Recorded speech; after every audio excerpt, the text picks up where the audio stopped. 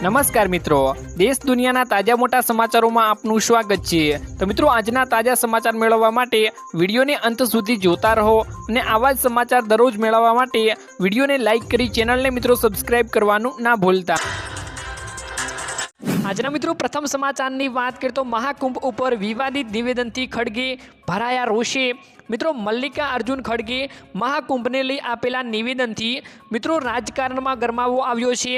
જાહેર સભામાં મિત્રો ખડગેએ કહ્યું હતું કે વડાપ્રધાન નરેન્દ્ર મોદી અને અમિત શાહે મળીને એટલા બધા મોટા પાપો કર્યા છે કે તેઓ 100 જન્મોમાં પણ મિત્રો સ્વર્ગમાં નહીં જઈ શકે।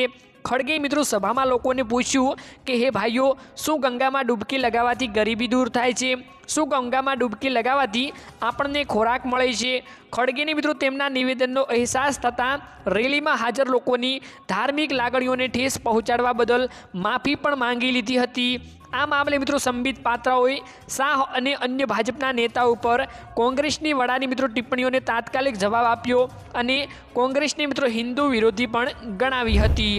ત્યારબાદ મિત્રો મહત્વના સમાચારની વાત કરીએ તો રેલવેના 3 નંબર સેવ કરીને રાખી લેજો, કેમ કે મિત્રો રેલવેના મુસાફરો માટે મોટા સમાચાર સામે આવી ગયા છે। જેમાં શું તમે પણ ટ્રેનમાં મિત્રો મુસાફરી કરો છો તો આ 3 નંબર તમારા વોટ્સએપ ઉપર હંમેશા સેવ કરીને રાખી લેજો, કેમ કે મિત્રો તમને કામ લાગશે।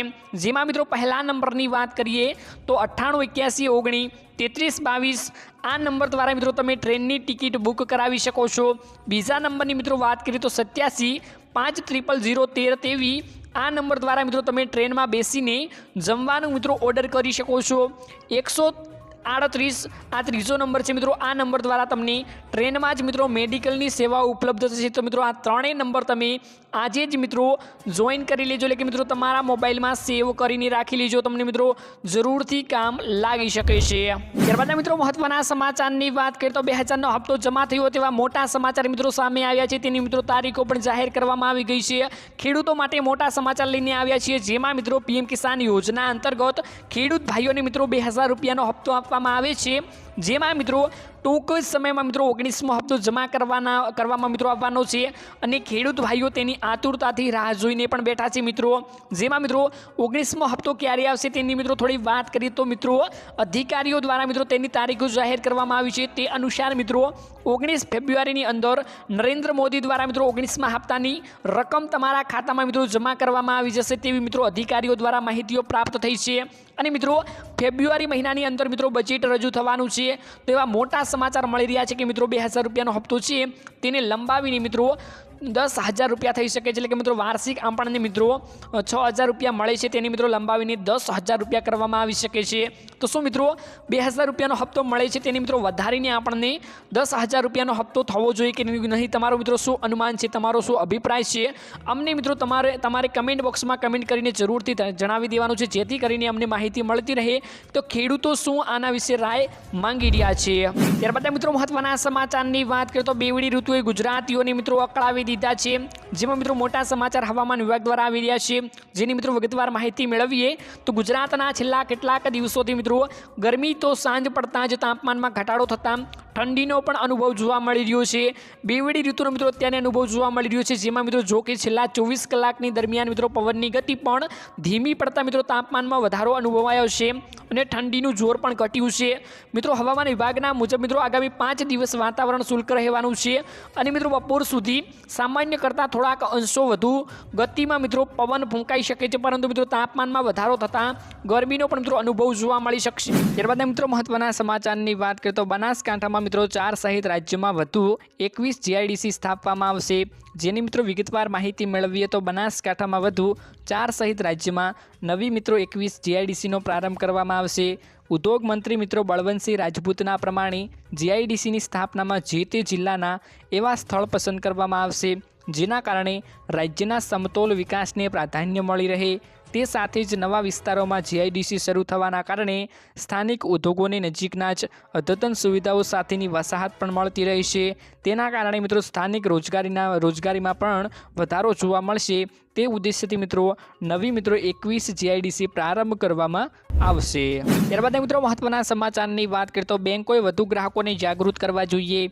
જેમાં મિત્રો બેંકોએ આદેશ આપવામાં આવ્યો છે કે તેઓ સંબંધિત આદેશનો ઝડપથી અમલ કરે અને ગ્રાહકોને લોનના નવા નિયમો નિયમો વિશે શક્ય હોય તેટલું જાગૃત કરે। આ પગલાંથી કિસાન ક્રેડિટ કાર્ડ એટલે કે KCC લોનની સરળ એક્સેસ સુવિધા અપેક્ષિત છે અને સરકારની સુધારેલી વ્યાજ સબવેન્શન મિત્રો સ્કીમને પૂરક બનાવશે। આ યોજના હેઠળ મિત્રો સરકાર 4% અસરકારક વ્યાજ દરે 3 લાખ રૂપિયા સુધીની લોન પણ આપે છે। દેશના 12 કરોડથી વધુ ખેડૂતોને RBI દ્વારા મિત્રો લાગુ કરવામાં આવતા નિયમોનો લાભ પણ લઈ શકવામાં આવશે મિત્રો।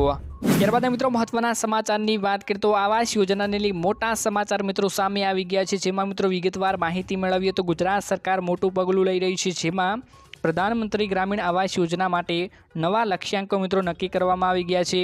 આ માટેનું મિત્રો કામ 10 જાન્યુઆરીથી શરૂ થઈ ગયું છે અને આ માટે મિત્રો મંગળવારે પણ તમામ સર્વેરોની તાલીમ પણ મિત્રો આપવામાં આવી હતી। સર્વેની મિત્રો કામગીરી 1 મહિનામાં પૂર્ણ કરવાનો મિત્રો લક્ષ્યાંક રાખવામાં આવ્યો છે। સર્વે બાદ તમામ ગ્રામ પંચાયતોમાંથી મિત્રો લાયક લાભાર્થીઓની યાદી તૈયાર કરીને ગ્રામ વિકાસને મોકલવામાં આવશે અને અહીંથી બ્લોક મુજબ તૈયાર કરેલી તમામ યાદીઓમાં મિત્રો મુખ્યાલયને મોકલવાની રહેશે। આ પછી મિત્રો જિલ્લા માટે બ્લોક મુજબ લક્ષ્યાંકો નક્કી કરવામાં આવશે અને લાભાર્થીઓને મકાનો બાંધવા માટે ભંડોળ મિત્રો ઉપલબ્ધ કરવામાં આવી જશે। ત્યારબાદ મિત્રો મહત્વના સમાચારની વાત કરીએ તો શું જૂના પાન કાર્ડ બંધ થઈ જશે?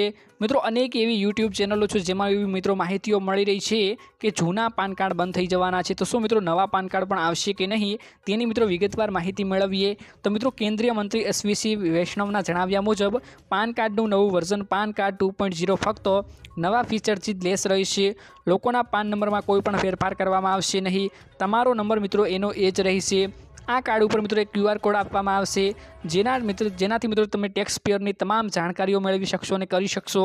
જેમાં મિત્રો QR કોડવાળા નવા પાન કાર્ડથી તમારે ટેક્સ ભરવો, કંપનીનું રજિસ્ટ્રેશન કરાવવું, બેંકમાં ખાતું ખોલાવવું જેવા કામો તમે સરળતાથી કરી શકશો। મિત્રો સવાલ એ ઊભો થાય છે કે શું હાલનું પાન કાર્ડ છે તે બંધ થઈ જશે? જવાબમાં મિત્રો શું એ છે કે જૂના પાન કાર્ડને મિત્રો અપગ્રેડ કરાવવામાં મિત્રો નવા પાન કાર્ડ જારી કરવામાં નંબરમાં કોઈ પણ ફેરફાર ન થાય, એટલે કે તમારો નંબર પાન કાર્ડ એનો એ જ રહે છે। જો પાન નંબર એનો એ રહેવાનો હોય તો સ્પષ્ટ છે કે મિત્રો જૂના પાન કાર્ડ બેકાર થવાનો સવાલ ઊભો થતો જ નથી। SVC વૈષ્ણવે મિત્રો સ્પષ્ટ માહિતી આપીને કહ્યું હતું કે જૂના પાન કાર્ડ અમાન્ય નહીં ગણાય। જ્યાં સુધી તમારું પાન કાર્ડ નવું તમારા હાથમાં ના આવી જાય ત્યાં સુધી તમે મિત્રો જૂના પાન કાર્ડનો ઉપયોગ કરી દરેક કામ પૂર્ણ કરી શકો છો। તો મિત્રો આ હતી પાન કાર્ડની માહિતી। નવું પાન કાર્ડ આવવાનું છે પણ મિત્રો QR કોડ વાળું રહેશે, જેનાથી મિત્રો તમારું કામ સરળ બની જશે। તો મિત્રો આજના આ વિડીયોમાં આટલું જ હતું। મળીશું એક નવા વિડીયોની સાથે। ત્યાં સુધી મિત્રો વિડીયોને એક લાઇક કરી ચેનલને મિત્રો જરૂરથી સબસ્ક્રાઈબ કરી લેજો।